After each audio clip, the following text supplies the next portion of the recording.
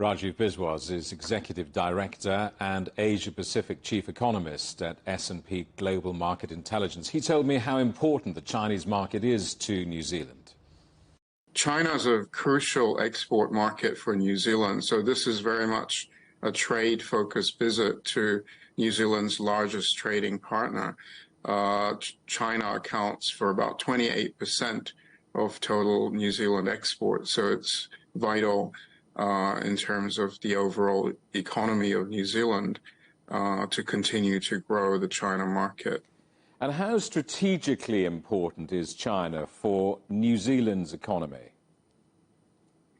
Well, because New Zealand's a very export-driven economy, it's very much based on agricultural exports, particularly dairy and meat products, and also wood products.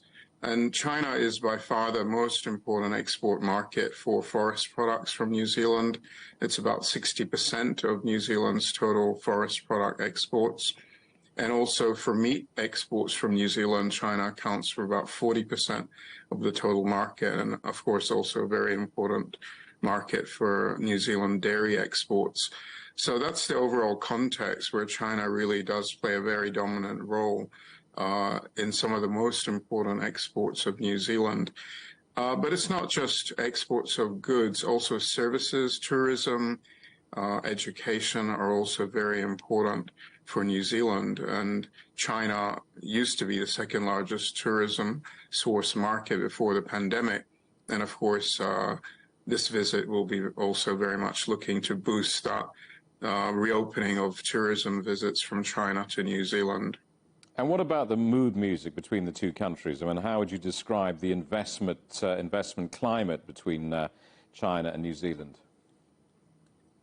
Well, I think for China, it is important that New Zealand is such a significant exporter of agricultural commodities and food products. So I think that will be an important focus for future investment flows. Both China and New Zealand are members of the RCEP trade agreement, so they have that sort of common trade area to help to boost bilateral trade and investment flows.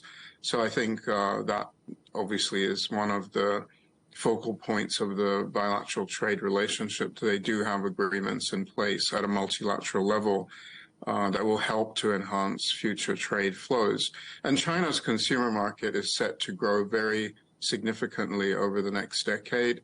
So I think that will also encourage further investment from China into New Zealand in agriculture and food products.